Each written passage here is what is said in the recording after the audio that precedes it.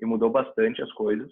Então, acho que vai ser bem legal compartilhar assim, um pouquinho. A ideia é mesmo a gente fazer um bate-papo. Então, vou compartilhar aqui. Eu estou com o monitor auxiliar. Vocês vão ver que eu vou estar olhando para cima, desde para baixo, que eu quero olhar vocês também, quando a gente estiver conversando aí, para realmente fazer bem interativo, vocês tirarem dúvidas, conversar no meio do processo e entender um pouquinho na prática o que é o Design Sprint, né? Vou compartilhar minha tela aqui. Deixa eu ver.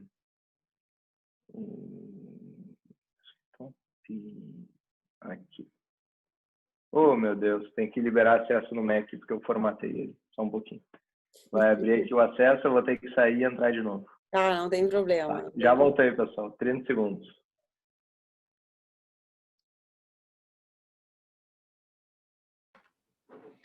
Enquanto isso, está o Vendaval tentando participar da Sério? reunião. De novo? Eu fechei a janela aqui para não ver o reflexo. Mas a nossa Não, aula aqui em sempre casa premiada com tá vendaval ventando. e chuva.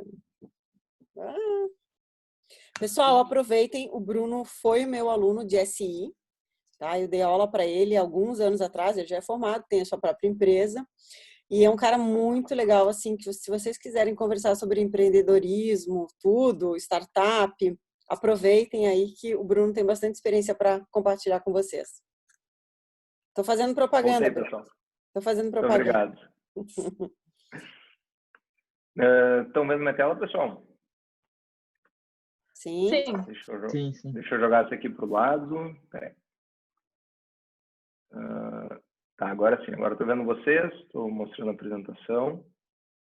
Beleza, pessoal. A ideia, então, mesmo é a gente falar um pouquinho, assim, do que é o Design Sprint, o que ele é na prática. E a ideia é a gente passar um pouquinho pelas atividades mais em alto nível. E se vocês sentirem necessidade, quero conhecer um pouquinho mais dessa atividade 1, da 2, da 3, eu tenho também material aqui para a gente poder ir conversando.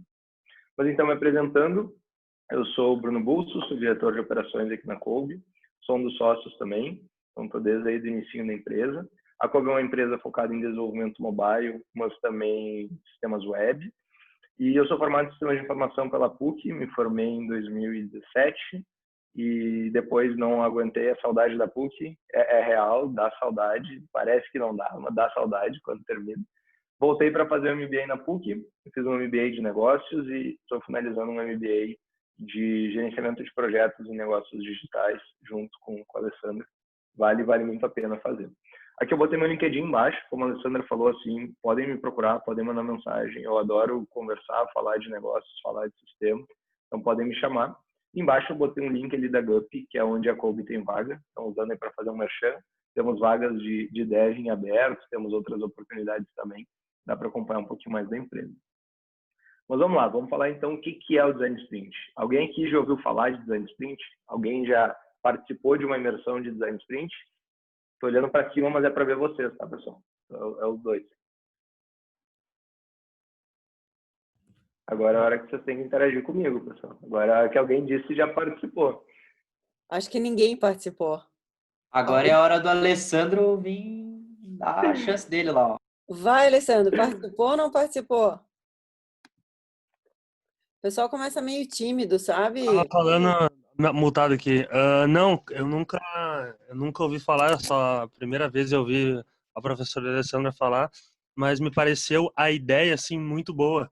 Quando ela falou de um projeto que começava com essa filosofia, começava com os mockups, começava com esse padrão, e aí depois do cliente dar o aceite ou não, ia para a produção esse projeto ou não. Isso me chamou muita atenção, me deixou com muita curiosidade. Inclusive foi eu que pedi para ela assim mais para trazer essa pessoa para nos mostrar, porque isso eu acho que é bem futurística, digamos assim. Mas não, nunca tinha ouvido antes não. Muito bom, maravilha. Eu acho que esse é o principal ponto do Design Sprint, né? A gente vai falar um pouquinho, mas é bem isso, assim, eu conseguir entender como que isso é possível, como que isso se relaciona, quais os desafios que a gente tem, e assim por diante. Então vamos lá, o que é o Design Sprint, tá? Essa aqui é a definição oficial do Design Sprint, segundo o Google Venture, que é a empresa que criou o Design Sprint. Então, o Sprint, o Design Sprint, ele é um processo de 5 dias para responder questões críticas de negócios através de design, prototipação e teste de ideias com clientes. Tá, O que é isso na prática, né? Beleza. Estão dizendo aqui que é um processo que responde questões críticas de negócio usando design, prototipação e testando ideias com clientes. Vamos olhar um pouquinho na prática o que é isso, mas se atentem nessa questão com clientes, tá? Esse é um dos pontos que eu acho que para mim é um dos mais importantes do Design Sprint e é o que realmente faz a diferença. Mas para entender, então, um pouquinho exatamente o que é e aprofundar mais, vamos entender um pouquinho a origem do Design Sprint, de onde é que ele surgiu, por que ele surgiu. Como eu falei ali do Google Venture, que é a definição, a Google Venture é uma empresa do Google que é responsável por fazer investimentos em startups. Cara, imagina quantas empresas querem ser aceleradas pelo Google. Acho que todas as empresas do planeta.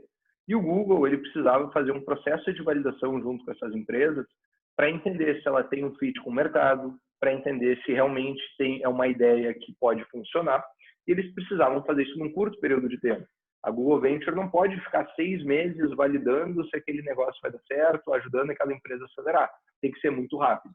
E lá em 2012, o Google começou a testar diferentes técnicas, diferentes métodos para fazer, e eles começaram a encaixar um processo que eles conseguiam validar ideias.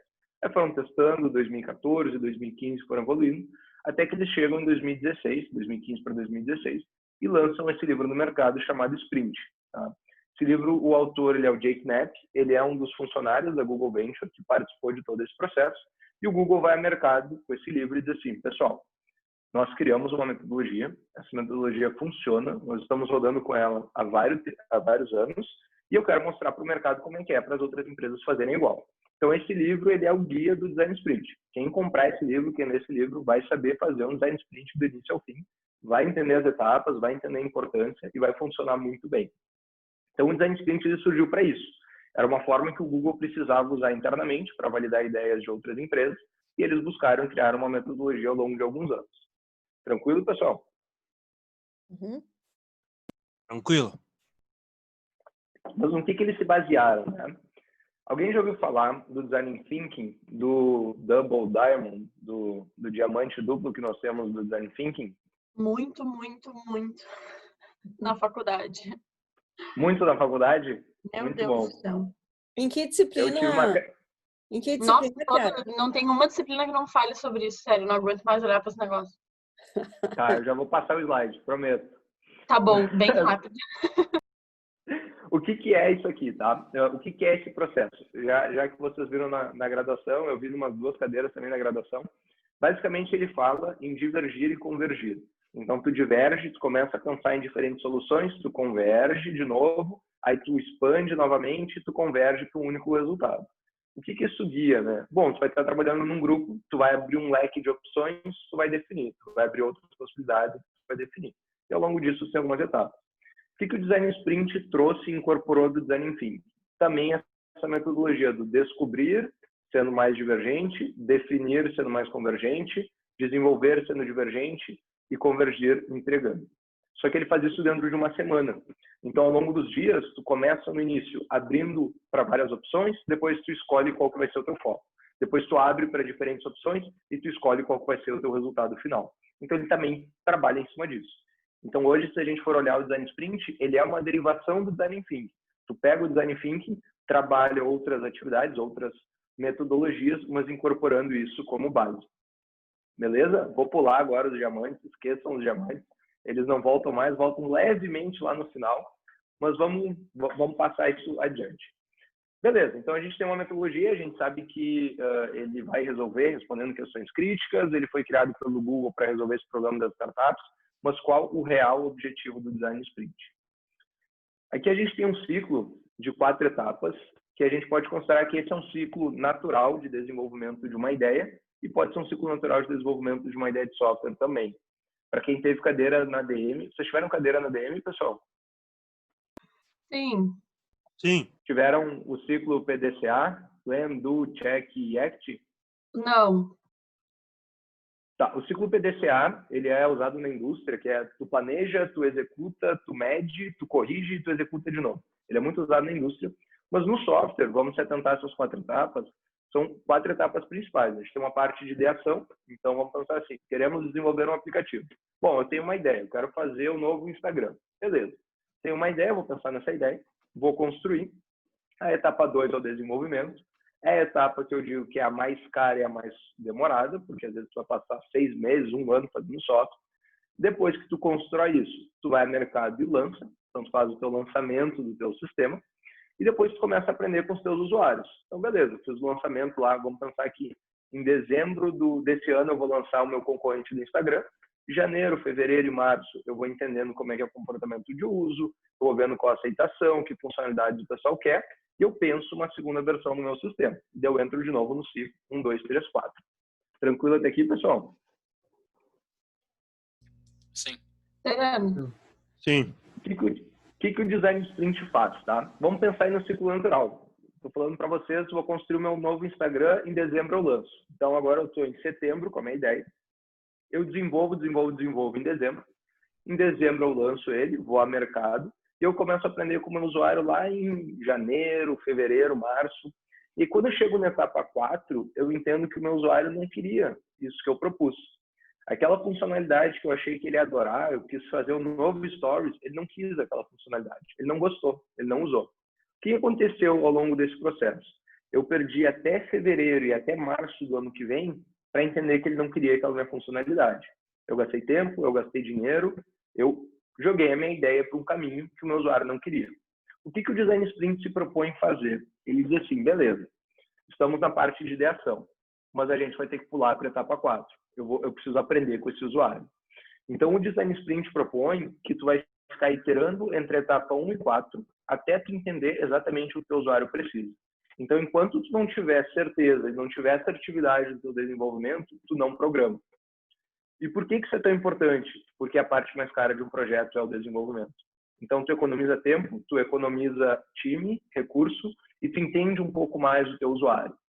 Então, tu vai ficar entre a etapa 1 e 4, vai entender, vai interar, vai fazer entrevista, vai prototipar, vai entender realmente o que o usuário quer para poder evoluir para a etapa 2. Deu para entender um pouquinho mais agora o porquê da existência deles, pessoal? Sim, me lembrou bastante aquele fluxo do Lean Startup, que eu lembro que eu vi com a Sora Sabrina, que é Build, Measure, Learn e tal, só que sem a parte do Build, no caso, basicamente. Exato. Até se a gente for pegar do Lean Startup, vamos fazer uma experiência com o Lean Inception no Caroli, ele também trabalha isso, né? O conceito de MVP. Já ouviram falar de MVP, pessoal? Sim. Sim. Todo mundo? Sim. Sim. Beleza, mas eu vou falar de MVP na sequência, que ele é importante. Mas daqui a pouquinho a gente fala de MVP. Mas é realmente isso. Quando a gente fala do Lean Inception e do Lean Startup, ele fala em construir e validar. O Design Sprint ele vem um passo ainda antes. Eu não vou construir ainda. Eu vou prototipar. E depois que eu entender que eu posso construir, aí eu construo. Mas beleza, então entendemos a origem, entendemos o que ele é, a origem e qual é o real objetivo.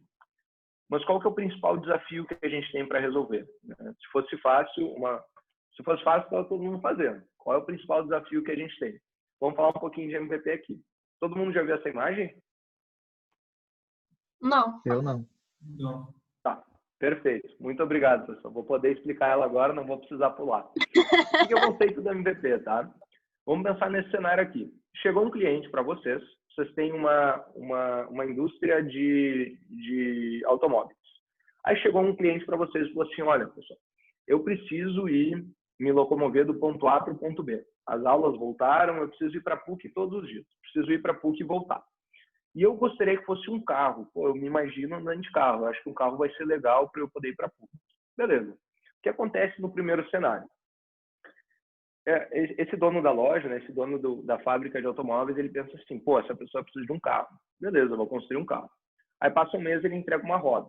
A pessoa olha aquela roda e fala, pô, cara, a roda ainda não consigo fazer muita coisa. Mas beleza, calma aí que eu vou te dar o carro. No segundo mês, ele vai lá e entrega 2 rodas. No terceiro mês, ele entrega a carroceria. No quarto mês, ele entrega o carro. O que aconteceu aí? A pessoa teve o que ela queria. Ela recebeu o produto que ela queria. Mas olha quanto tempo de interação a gente teve sem gerar algo satisfatório para esse nosso usuário.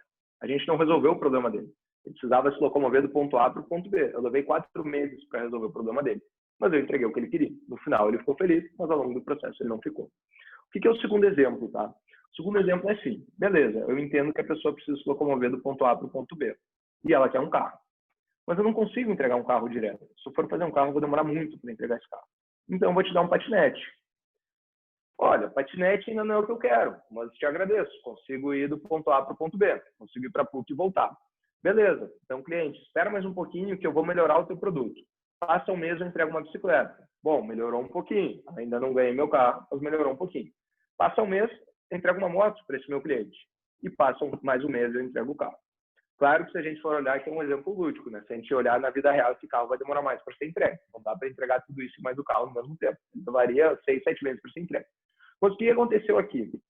Eu cheguei no objetivo do meu usuário, eu cheguei no objetivo do meu cliente, mas eu sempre agreguei valor em cada interação.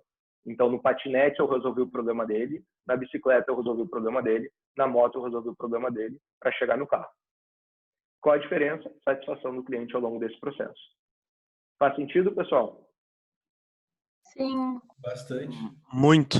faz muito sentido com o conceito de MVP. Muito legal mesmo. Muito O bom. legal é que tu Vamos ver agora.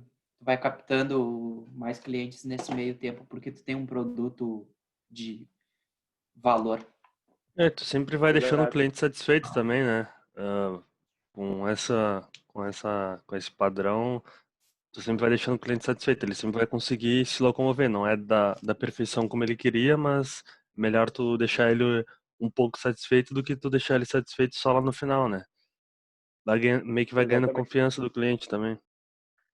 Já ouviram falar de early adopters, pessoal? Não. Já ouvi, mas somos eu não sei o que é. Tá, deixa eu mostrar para vocês. Isso estava fora do escopo, mas acho que é legal a gente conversar. Tem uma imagem aqui que representa bem isso, que eu acho que vai dar para a gente entender um pouquinho melhor, tá? Pode ser essa imagem aqui.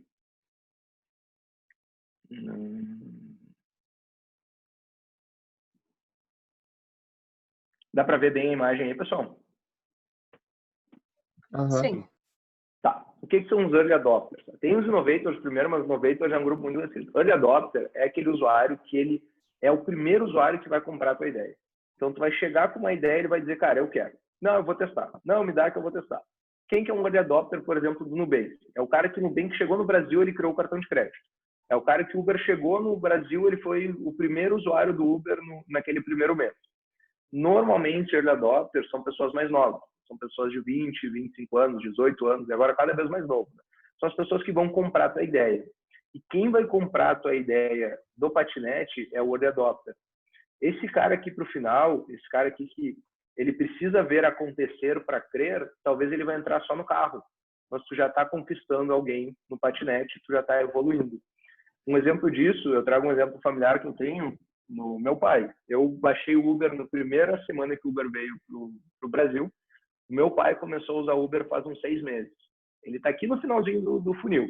Ele precisou que todo mundo mostrasse para ele que o Uber era seguro, que ele podia usar o Uber para ele tomar a decisão de pegar um Uber. Até então ele ficava seguindo, pegando táxi, porque ele não acreditava, ele não confiava. Ele está aqui. Quando a gente fala de uma solução de design sprint, de uma solução de MVP, nosso foco é aqui. Eu vou focar em quem quer usar minha solução de primeira. Depois eu conquisto o resto do funil. O resto do funil é importante, mas eu preciso atender esse cara aqui. E esse cara, ele entende que ele está num patinete para chegar num carro. E quando chegar no carro vai fazer sentido para essa pessoa entrar. Esse cara aqui do canto, se a gente propor um patinete para ele, dificilmente ele aceite. Ele precisa tipo, ver para crer. E esse cara aqui da esquerda aceita. Então, um pouquinho desse conceito de evolução e quem que é o nosso público-alvo para a gente poder atender. Isso é a mais pura verdade. Exato. Mas aí a gente vai falar de um negócio que é o seguinte, né? Pô, tô falando de MVP. A tradução de MVP é mínimo produto viável. Quando a gente pensa em mínimo produto viável, o que vem na nossa cabeça? Vamos fazer o menor possível para o cliente, o mínimo possível para botar para o mercado. Aqui tem uma pirâmide, alguém já ouviu falar de pirâmide de Maslow? Sim. Pirâmide de Maslow, ela vem um conceito da ADM, que são alguns pontos de satisfação que a gente tem que entregar para os nossos clientes. São questões que vão fazer ele estar satisfeito com o contexto, com o nosso serviço e tudo mais. Aqui vamos olhar um pouquinho do ponto de vista de software, tá? Para um software ter sucesso, um software ter muito sucesso, acredita-se que ele tem que atingir essa pirâmide por completo. O que é essa pirâmide? Primeiro, ele tem que ser funcional. O software tem que funcionar. Depois, ele tem que ser confiável. Eu tenho que confiar que aquela informação que está ali dentro é precisa, eu tenho que confiar no uso desse sistema. ele tem que ser usável, eu tenho que ter uma boa experiência de usuário para eu poder usar. E por fim, que é o mais difícil, ele tem que ter um emotional design. Emotional design, o que é isso? É algo subjetivo, mas é algo que consiga, é aquele sistema que realmente faz diferença na vida das pessoas. Vou trazer um exemplo do Uber para mim, como o Uber atingiu essa pirâmide para mim. Não digo Uber como app, mas o modelo de negócio do Uber. Faz cerca de um ano eu vendi o meu carro só para usar Uber. Eu ia trocar de carro, aí eu fiz o cálculo e falei, cara, acho que eu vou andar de Uber. E comecei a testar andar de Uber. E ele supriu as minhas necessidades. E o porquê que ele atingiu essa pirâmide para mim? Ele é funcional, o app funciona, eu abro, o serviço funciona. Ele é confiável, eu sei que eu posso pedir um Uber a 1 da tarde ou 1 hora da manhã, eu vou ter um carro aqui em Porto Alegre. A usabilidade dele é fácil de fazer, eu abro o sistema, já tem direto. E ele gerou um emotional design para mim. Eu mudei a minha vida, eu vendi meu carro, eu economizei dinheiro, eu não preciso mais ter carro, mudou meus hábitos. Então ele atingiu essa pirâmide de uma forma plena. Tanto é que por isso eu estou falando do Uber hoje. Se ele não tivesse esse significado, eu traria outro exemplo. Traria Instagram, talvez, ou alguma coisa nessa linha. Só que quando a gente fala de MVP, quando a gente fala de pensar numa uma iniciativa menor, muitas vezes a gente cai no problema de ficar no funcional. Então, se é um MVP, cara, vamos fazer alguma coisa que funcione. Vamos fazer um software bem pequeno que funcione. Se tu fizer um software só que funciona, o teu usuário não te acompanha do patinete até o carro. Ele precisa ver valor agregado, ele precisa ver potencial e de alguma forma tu tem que gerar esse emotional design nele, para que ele diga assim, pô, isso faz sentido. E eu entendo que eles estão no patinete e eu entendo que eles vão chegar no carro e eu estou disposto a participar dessa jornada. Aí tu começa a ter retenção de usuário e fazer ele seguir na tua solução. E onde é que o Design Sprint entra aqui? O nosso desafio é, em uma semana, conseguir construir um MVP, conseguir pensar e validar numa ideia que seja funcional, confiável, usável e ter emotional design. É fácil fazer? Não é. Se fosse fácil, aí estava todas as soluções funcionando, todo mundo milionário, mas é esse o desafio. É por isso que eu acho que o Design Sprint é tão legal. É a gente conseguir superar esse desafio e conseguir criar dentro de um MVP algo que tenha emotional design, seja confiável e usável. Faz sentido, pessoal? Sim. Bastante. Beleza. Como isso é possível? Diga. Ali separa de funcional, confiável e usável. Só tipo, o que seria o funcional, assim, seria ele resolve o problema, só que ele não resolve o problema de uma maneira fácil, mas resolve o problema. E o usável seria, tipo, resolve o problema, aí sim de uma maneira fácil. Seria, por exemplo, assim, ele é funcional. Então, vamos pensar que tem que gerar um extrato bancário, tá? Vamos pensar que o banco se propõe que tem que gerar um extrato bancário. Ser funcional é ter um caixa eletrônico e gerar teu extrato bancário, tá? Ser confiável, beleza, teve que ir lá no caixa, teve uma experiência toda ruim de gerar esse extrato. Ele ser usável e ser confiável dentro de um software é que tu consegue ter uma boa experiência de usuário. Então, ao invés de tu precisar ir num caixa eletrônico, tu consegue fazer isso pelo app. E ser confiável é que tu sabe que tu pode gerar esse relatório a qualquer momento, que ele vai te trazer informações precisas e ele vai estar à tua disposição. Não adianta, por exemplo, assim, beleza, tem um software, ele vai funcionar da 1 da tarde até as 2, ou agora o problema que a gente teve no aplicativo da Caixa, onde pela primeira vez na história o pessoal criou uma fila para tu usar um sistema. Cara, enfim, não vou entrar no mérito de Caixa e discutir isso, mas eles trouxeram a experiência do banco, tu precisa ter uma fila para ser atendido. Então, isso não é nem um pouco confiável. Se tu quer acessar o teu saldo, o teu extrato, daqui a meia hora tu não consegue. E ele não é usável. Não faz sentido. Mas ele é funcional, ele funciona. Tu vai conseguir gerar o teu extrato. Mas não é na hora que tu quer. Não é uma boa experiência de usuário. Mas ele funciona. Ele te entrega o que tu precisa. É uma experiência de usuário raiz.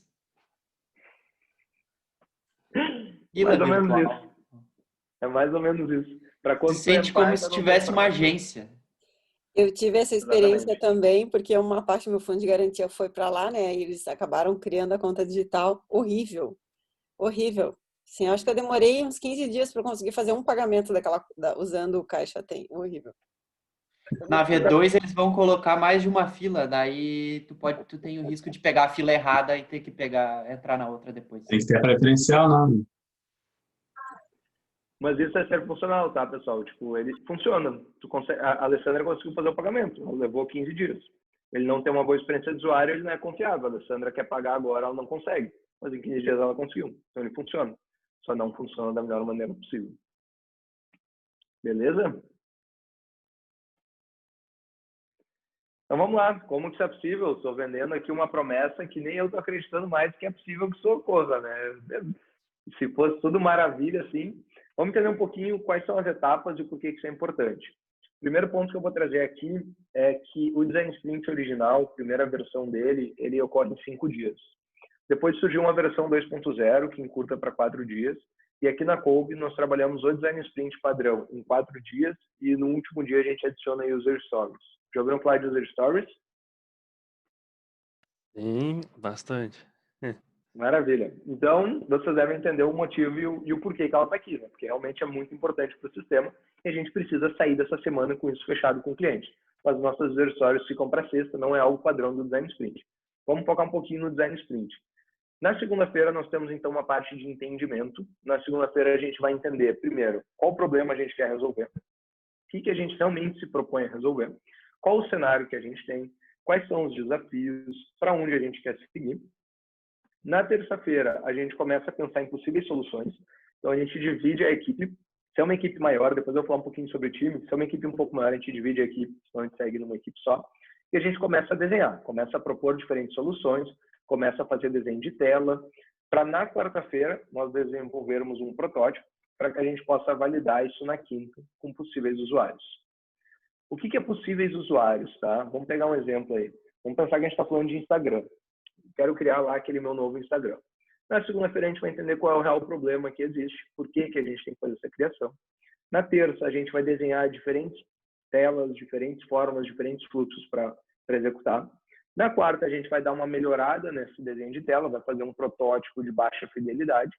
E na quinta, a gente vai chamar potenciais usuários do Instagram. Então, ou pessoas que já usam o Instagram, ou aqueles nossos early adopters, aquelas personas que a gente acredita que vão usar o sistema. E aí, na quinta, a gente vai mostrar, vai dizer assim, beleza, olha só, a gente vai fazer uma entrevista. Tu tem esse problema mesmo? A gente começa validando o problema. Não, não tem. Beleza. Já é um sinal que aquele nosso problema da segunda-feira deu bobagem. Não é o que o usuário queria. Ou não, ele tem realmente um problema. Ok, tem esse problema. Essa nossa solução resolve o teu problema, e aí é onde a gente pode escutar do nosso usuário. Cara, não resolve. Resolve parcialmente. Não era como imaginava. Ou não resolve. Beleza, se resolve, vamos em diante. Vamos para User Stories. Não resolve, vamos ter que voltar para essas etapas aqui. Vamos ter que discutir de novo o que a gente pode fazer. Então, dentro de um ciclo de uma semana, de uma forma bem resumida, a gente passa por um entendimento, desenha diferentes tipos de tela, prototipa e no final testa. Dúvidas, pessoal?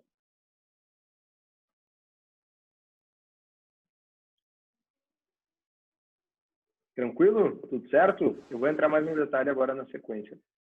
Tá, eu ia perguntar sobre isso, já que você vai entrar no detalhe. Posso fazer uma pergunta, Bruno? Claro, por favor. Não, só a questão do desenho ali. Quem desenha? Como é que se desenha? Não sei se você vai falar um pouquinho mais depois. Bom, vou falar. Agora eu vou entrar um pouquinho, atividade por atividade, depois eu posso mostrar um exemplo. Pessoal, o desenho é papel e caneta. A minha letra é feia, o meu desenho é pior ainda, e dá para fazer muita coisa. Aqui atrás acho que até tem desenho meu. Tem uns desenhos meus aqui. Cara, desenho é todo mundo desenha. Então, a gente rodou, por exemplo, um design sprint dentro da Tokstok, lá, a diretoria da Tokstok, a maior parte do pessoal cabelo branco, vai desenhar, tá todo mundo junto, papel, caneta, e vamos desenhar. Mas agora eu vou entrar um pouquinho sobre esse desenho e contar um pouquinho essas particularidades. Na segunda-feira, a gente inicia, então, falando um pouquinho dos problemas existentes. Então, por que criar um novo Instagram, quais os motivos. A gente define qual que é o nosso objetivo como sistema. Então, a gente olha e diz assim, pessoal, vamos pensar que o sistema foi lançado hoje. Onde a gente quer estar daqui a 6 meses? Se a gente atingir esse objetivo, a gente vai olhar e vai dizer, olha, cumprimos o nosso objetivo. Era realmente isso que a gente queria. E daí, isso varia muito. Quero ter 1000 usuários. Quero ser o maior sistema do Brasil. Enfim, aí é muito subjetivo, vai de empresa para empresa. E a gente define as perguntas da sprint. Perguntas da sprint são pontos que a gente precisa responder ou precisa ter eles mapeados para não gerar um problema no nosso produto. Daqui a pouco, uma pergunta da sprint ela pode ser relacionada com métodos de pagamento. Como nós vamos poder operacionalizar uma transação financeira com cartão de crédito entre os usuários? Bom, se a gente não responder isso, a gente não vai conseguir cobrar. Se a gente não conseguir cobrar, nosso produto não vai dar certo. Então, são perguntas nesse sentido. Traça um mapa objetivo de onde a gente quer chegar, de quais são as etapas, e faz um benchmark de features. Beleza, vamos olhar para o mercado, o que o mercado já está fazendo, o que a gente tem de feature para fazer. Encerra o dia de segunda. Terça-feira, a gente vai olhar e vai dizer, beleza, conversamos todo dia de segunda, mapeamos todos os pontos que a gente tem, vamos escolher qual que é o nosso alvo, onde a gente acha que é o maior problema. Por exemplo, tá? Dentro do desenvolvimento do Instagram, a gente definiu que a gente vai ter que fazer um sistema que vai ter várias etapas, o nosso usuário ele quer poder postar fotos, ele quer postar stories, mas quando a gente entrar na terça-feira, a gente vai olhar e vai dizer assim, beleza, a gente está pensando, a gente está focado em fazer o feed, o melhor feed da história das redes sociais do mundo. A gente quer um feed de fotos muito diferente. A gente vai fazer uma técnica chamada Crazy Eights, uma técnica bem... Acho que o Crazy Eights, para entender um pouquinho, que é meio louco assim, tem 8 minutos para desenhar 8 possíveis telas. E 8 minutos é muito pouco. Dá 1 minuto, troca, dá 1 minuto, troca, dá 1 minuto, troca. Mas no final desse processo, tu sai com 8 diferentes telas. Vamos pensar em uma equipe de 6. O que achou dessa etapa? Não dá para fazer 8. Eu não sei o que acontece comigo na sexta, eu travo. Chegou no sexta, eu travo. Eu acho o meu cérebro trava. Não é possível. Mas por que é importante? Tá? Ele é importante porque ele vai nos dar uma criatividade que se nos der 40 minutos a gente não traz. Em 8 a gente se obriga a fazer. E os resultados são bem legais. Imagine uma equipe de 5, 6 pessoas, cada uma delas trabalha 8 diferentes telas, dá muita coisa, dá muito volume de material. Depois, a gente faz o Solution Sketch. Solution Sketch é basicamente, beleza, entendemos onde a gente quer chegar com tela, dá mais um tempinho para trabalhar. E por fim, a gente faz o Storyboard. O Storyboard ele vai desenhar 15 diferentes telas dentro do sistema. Então, a gente tinha uma tela que a gente estava pensando, agora a gente desenha até 15 telas, faz o fluxo, faz as interações. Tranquilo até terça, pessoal? Uhum. Onde que ele se liga com aquele diamante duplo que a gente estava falando? A segunda-feira é um dia que a gente abre opções. O início de terça a gente segue abrindo opções, mas no final de terça-feira a gente converge. A gente divergiu, mas no final de terça a gente sai com o storyboard, a gente sai com um ponto central. Quarta-feira a gente prototipa. Então, um protótipo, aí depende, vai de cada pessoa. Tem pessoas que fazem no papel. Aqui na Cove a gente usa o Figma, que é uma plataforma de design para fazer. E, paralelamente, a gente faz um roteiro das entrevistas. Então, temos o protótipo, a gente mapeia e identifica o que a gente quer perguntar para as pessoas na quinta-feira. Termina-se o protótipo na quarta, quinta-feira a gente realiza as entrevistas. Essas entrevistas, o Google trabalha e diz que, pegando um público-alvo, sabendo esse público bem definido, basta te entrevistar 5 pessoas de forma qualitativa, ou seja, entrevista de profundidade, entrevistas de 30 a 40 minutos, com perguntas amplas, nenhuma pergunta fechada. Nunca a pergunta vai ser, tu gostaria de receber uma nova funcionalidade? O usuário vai dizer sim. É tipo assim, por que ela é importante? Como tu avalia? E deixa a pessoa responder, porque essa entrevista tem que ser em profundidade. Então, a gente roda na quinta-feira 5 entrevistas em profundidade, colhe esse feedback. Cenário positivo, deu tudo certo, está aderente com o que a gente pensou. Sexta-feira a gente vai fazer User Stories. Qual a importância das User Stories aqui? É mapear o além do MVP e definir melhor o MVP. Então, a gente vai olhar junto com o cliente e vai dizer, beleza, entendemos o teu sistema, tivemos esse feedback da entrevista, o que mais o teu sistema vai ter? E a gente faz User Stories de todo o sistema. Depois que a gente faz os User Stories de todo o sistema, a gente vai ter um dimensionamento do tamanho total desse sistema. Então, a gente vai entender cronograma, a gente vai entender custo e assim por diante. Esse processo aqui na Cove não encerra por aqui. Tá? A gente evolui, a gente aplica técnicas de Inception para fazer priorização. Então, a gente prioriza por regra de negócio, por valor, a gente mesclou. Tudo isso se chama esse processo de Discovery, mas é um processo mais amplo. Eu não vou entrar no Discovery, senão a gente tem aí mais 1h30 só para falar de Discovery. Mas assim a gente encerra a nossa primeira imersão com o cliente e a gente sai daqui com uma visão muito, muito, muito mais clara de produto. O que é muito comum, o cliente chega na segunda-feira com uma ideia e na sexta ele sai com outra. Muito, muito, muito comum. Mas eu vou falar um pouquinho dessas particularidades. Dúvidas, pessoal, dessas etapas, desse dia a dia?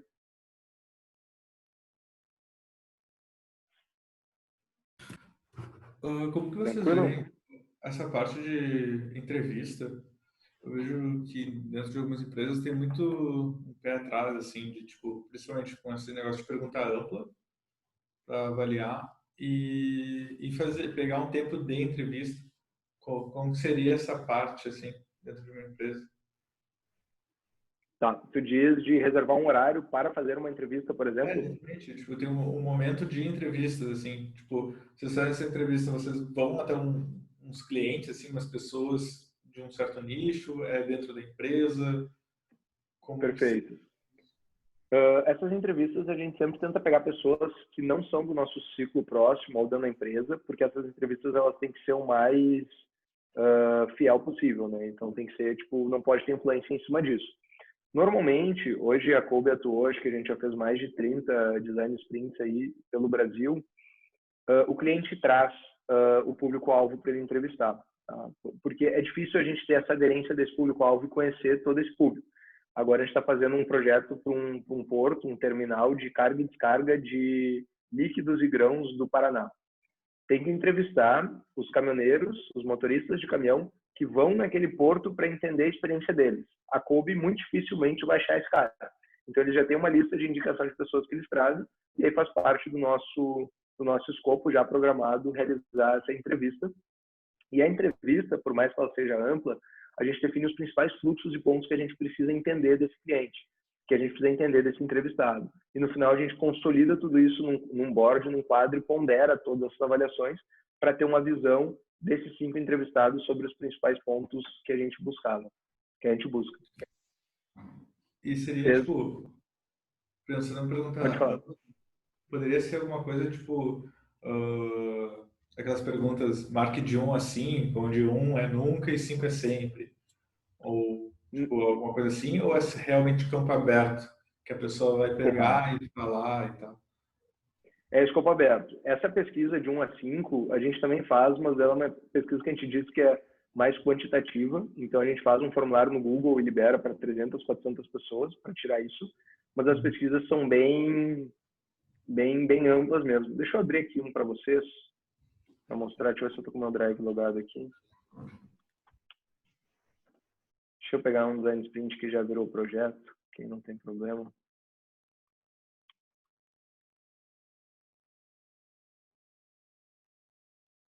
Vamos ver se vai.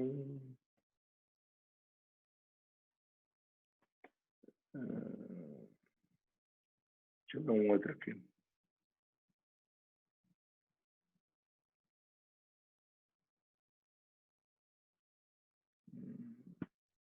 Vamos pegar esse aqui. Opa, esse aqui não. Esse aqui é a proposta comercial, está misturado aqui também.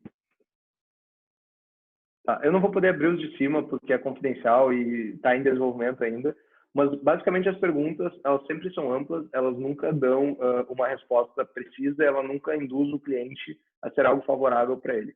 Então a gente pergunta qual o valor agregado você vê, qual a sua percepção, como você considera isso e deixa o usuário perguntar. Se a gente sente que ele ainda está meio restrito, ele diz, tá, mas por quê? Tá, mas já teve uma experiência assim? Me explica como foi. E aí a pessoa começa a soltar um pouco mais. Mas nunca pode ser algo direcionado, porque a gente só vai entrevistar 5 pessoas, né? Então seria muito fácil fazer algo mais tendencioso. Tranquilo? Ô Bruno, vocês gravam essas entrevistas? Sim, a gente pede autorização e gravamos, porque como as respostas são muito longas, se a gente ficar escrevendo na hora, a gente vai perder qualidade. Então a gente grava, daí cerca de 40 minutos mais ou menos, depois a gente revê as entrevistas e sai fazendo as anotações. Então sempre são gravadas, com autorização dos participantes. E outra pergunta que eu queria fazer, aí depois que vocês pegam ali a terça, onde vocês desenham tal, aí alguém passa isso ali para o Figma? Sim, na verdade, o protótipo de quarta-feira que a gente faz aqui, ele já roda dentro do Figma. Então, essa quarta-feira aqui a gente já sai com o Figma. Só que esse protótipo, pessoal, a gente tem um dia para fazer. Ele é de baixa fidelidade. O que isso significa? Ele é branco, cinza e preto. Não tem cor, não tem identidade visual. O objetivo desse protótipo é mostrar fluxo, é mostrar o que a gente pensou, a ideia geral. Não é mostrar a cor mais bonita, o melhor componente, é mostrar o contexto. Depois a gente tem mais tempo para poder trabalhar. Um outro ponto é que a gente está falando aqui de software, né? E o design sprint, normalmente, ele é voltado para software, mas ele pode ser para qualquer coisa. A gente pode olhar dentro de uma empresa e falar, beleza, queremos pensar o melhor processo para fazer o pagamento de uma conta. E o nosso protótipo vai ser simular esse processo. Então, a gente vai mapear e vai dizer, olha, chega no financeiro, o financeiro passa para o setor de contas a pagar, que paga isso aí, leva para outro setor. Então, o design sprint ele também se aplica para isso, não só para software, mas também para qualquer tipo de processo que tu precisa ter uma validação de ideia. Algum ponto nessa parte, pessoal? Tranquilo? Vamos então falar um pouquinho de equipe. Quem que é a equipe que participa, o que que é importante. Trazer um pouquinho a visão da equipe da Kolbe que participa aqui. Então, a gente tem sempre um facilitador.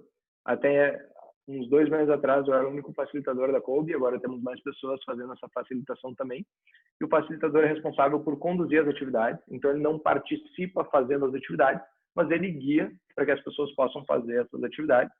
A gente sempre traz um designer, que é a pessoa responsável por criar o protótipo.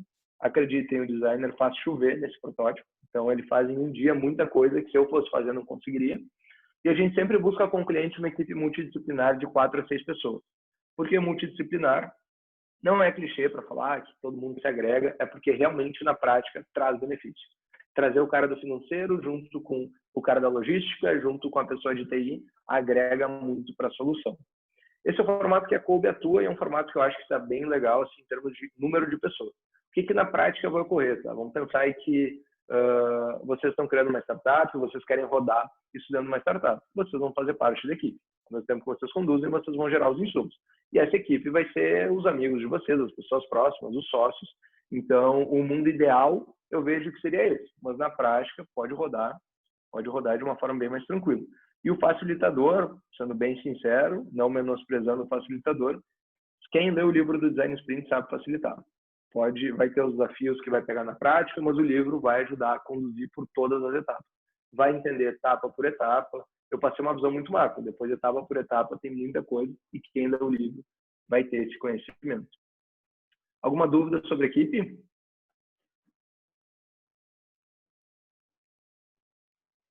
Beleza. E como realizar isso remoto, né? A gente começou aqui falando um pouquinho de Miro, começamos a falar de outras plataformas.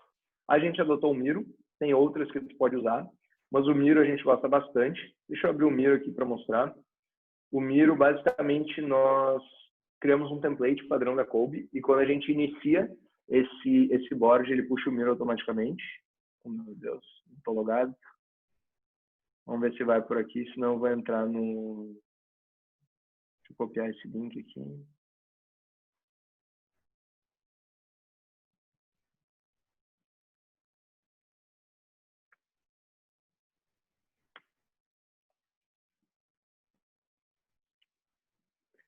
Por que o Miro é legal, tá? Primeiro ponto que o Miro é um board colaborativo.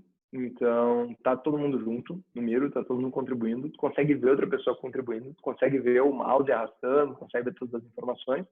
E nós temos um template pronto já. Então, aqui dentro desse template, ele já tem uma apresentação do Design Sprint. Alguém já tinha usado o Miro aqui, pessoal? Já viu o Miro? Sim.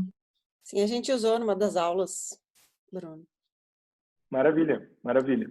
O que a gente tem aqui, então, sempre na direita a gente traz os slides, apresentando um pouquinho o porquê da tarefa, o que ela é importante. Temos aqui o board para fazer votação, as perguntas. Então, de uma forma geral, essa aqui é até uma atividade do Lean Inception, que a gente puxa para cá, a gente gosta de rodar junto com os clientes. A gente consegue ter uma visão geral aqui, todo mundo colaborando, e está sendo uma aceitação bem fácil, assim, mesmo clientes mais velhos ou que tem mais uma resistência maior à tecnologia, está funcionando bem, está fluindo muito bem. A gente conseguiu rodar ele remoto e até tive uma eficiência. Quando a gente fala em horário de design sprint, a gente rodava das 10 da manhã às 6 da tarde, no formato antigo. No presencial, a gente está rodando da 1 da tarde até as 5.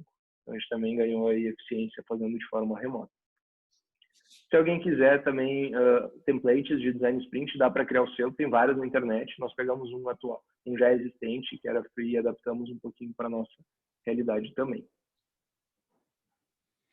Uma pergunta. Beleza. Então, diga. E aquela atividade ali do Crazy Eights, como é que fica rodando online? Perfeito. Notes, Crazy Eights, Solution Sketch é papel e caneta. gente falou pro pessoal, a gente tentou trazer para o computador, perdeu a essência. Nesse dia a gente avisa terça-feira, pessoal, papel e caneta aí do lado, desenhem, tirem foto, nos mandem no WhatsApp que a gente sobe para cá. Nos mandem no Slack que a gente sobe para cá. Tem que ser papel e caneta, senão perde a emoção do momento ali e perde o valor agregado da atividade. Eu desconfiei que fosse assim. Tem que ser, tem que ser, tem que ser. Senão Ô, não Bruno, funciona. tu vê alguma diferença entre o presencial e o online? Presencial gera mais discussão. O que a gente tenta fazer, eu vou entrar um pouquinho aqui, vou passar o próximo tempo, como é na prática, tá? E eu vou falar um pouquinho dessa diferença dos dois. Mas o ponto negativo que a gente tem, isso no geral, tá, pessoal? Presencial e remoto, é uma desconfiança no processo. A empresa que está te contratando, ela não acredita que tu vai fazer esse processo, isso vai gerar um desafio legal. Ela entra dizendo assim, cara, eu já sei tudo da minha ideia, eu já sei o que eu quero, não vai ter como. Presencialmente, essa desconfiança é menor, porque é meio tipo olho no olho, cara, confia em mim, vai dar certo, estou te mostrando, vamos juntos que vai dar certo. Remoto já é mais distante. Não sabe, às vezes o cara muta o microfone, o cara desliga a câmera, pô, e aí? Será que a desconfiança continua? Mas tem uma desconfiança no processo. É aquela coisa tipo assim, não acredito que vai dar certo. Outro ponto negativo, de uma forma geral, não presencial ou remoto. Indefinição do modelo de negócio.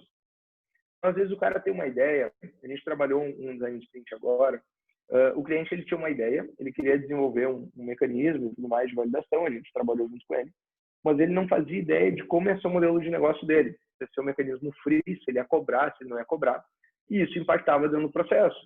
Se a gente está pensando se a gente vai cobrar, bom, vai ter que ter um módulo de pagamento aqui dentro, vai ter que ter cartão de crédito, vai ter que ter transação financeira, isso a gente vai ter que exemplificar.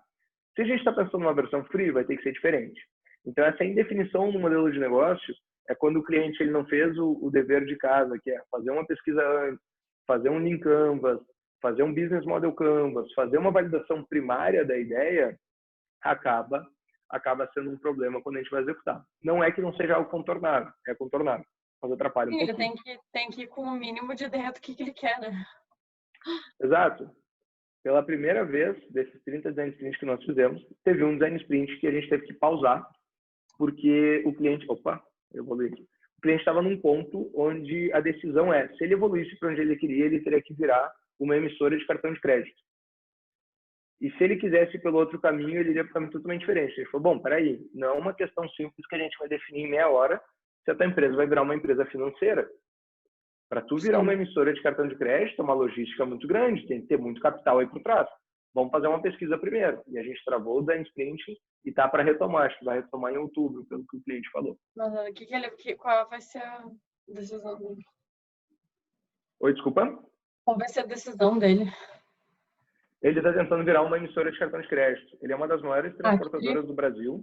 Eles têm capital para isso e tudo mais, mas é mais uma visão de conseguir estruturar financeira lá dentro. Eles vão querer emitir cartão de crédito no nome da empresa. Terceiro ponto, falta de um problema real. A pessoa chega e diz assim, cara, tá, vou criar o novo Instagram. A gente vai dizer, tá, mas qual problema tu vai resolver? Ah, tem que resolver um problema? Sim. Então, resolver um problema não tem por que fazer a ideia. E falta um problema real. Então, às vezes a pessoa chega aqui, faltou aquela parte antecipada de validação de ideia, ela não chega com um problema real. E, por fim, né, a questão das entrevistas, que a gente falou tanto, isso ocorre. Falta de uma validação real com os usuários. Então, a gente pede auxílio dos entrevistados e o pessoal nos manda familiares para a entrevista. Tem familiar que é bem crítico, tá? Tem familiar que é bem crítico. Mas tem familiar que diz assim, é o projeto do meu filho. A mãe não vai sentar o pau, desculpa o termo, no projeto do filho. Ela vai pegar mais leve. Ela vai dizer, eu gostei disso.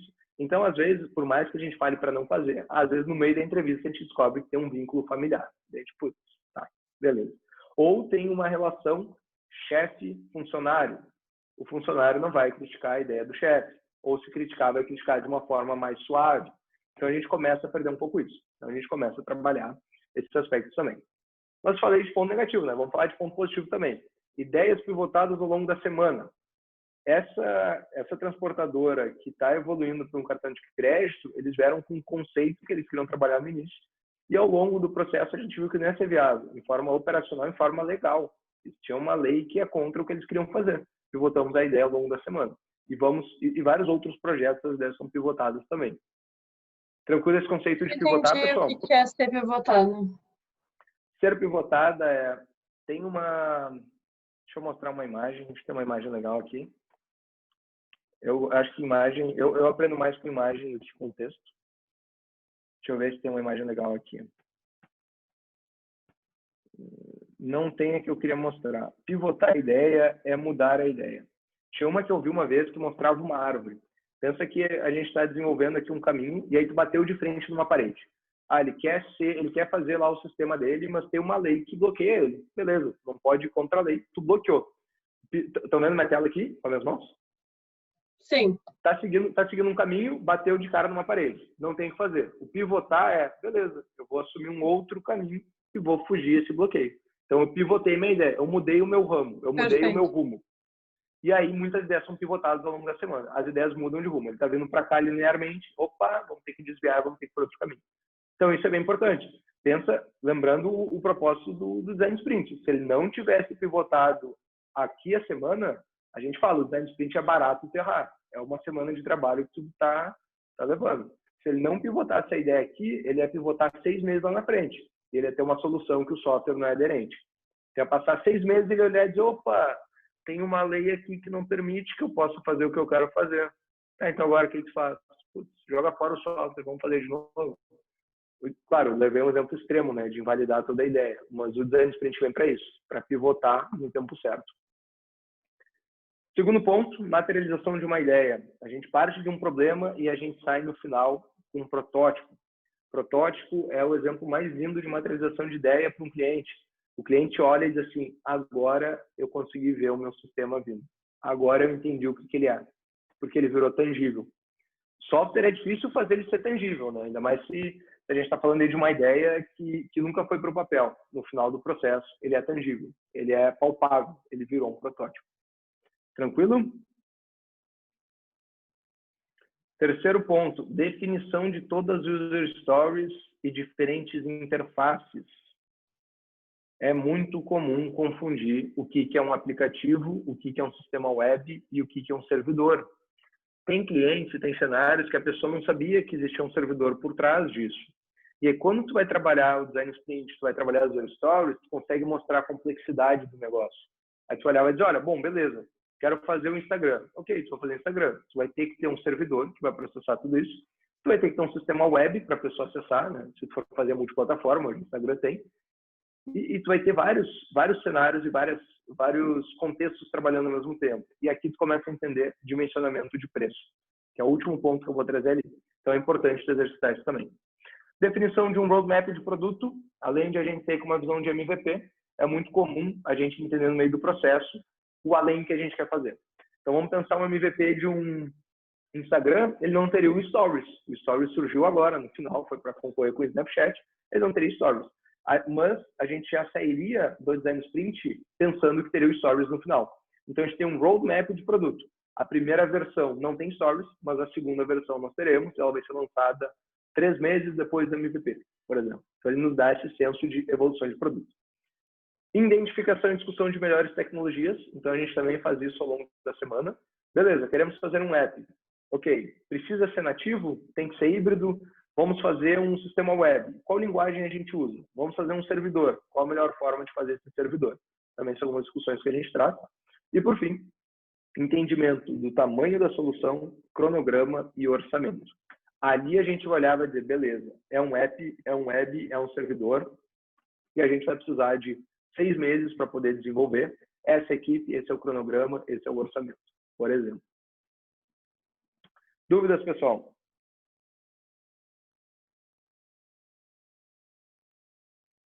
Tranquilo? Maravilha. Por fim, então, esse é o slide que eu passei antes. Aqui tem meu LinkedIn, aqui tem o site da Kolbe. Adoro falar de projetos, adoro falar de aplicativo, adoro falar de negócios. Podem me chamar para qualquer coisa para a gente conversar. Já fui aluno aí de sistemas de informação, que era o currículo antigo, tinha um pouco mais de programação também. Fui desenvolvedor por cerca de uns 4 anos, trabalhei como gerente de projetos, na parte de operações, então consegui me aventurar um pouquinho aí Participamos da Agis no ano passado, a CUB participou da Agis, conduzimos um projeto junto com a Alessandra, foi bem legal. Tenho também aqui, posso compartilhar com vocês depois, o detalhamento dessas atividades. Então, o que é uma apresentação de um problema, como que a gente executa, quais são os exemplos. É um pouquinho daquele board do Miro que a gente tem. Então, aqui também é o que a gente conduz ao longo do Design Sprint, para exemplificar e trazer um pouco mais de informação. E aí, pessoal, o que acharam? Alguma dúvida, algum ponto? Muito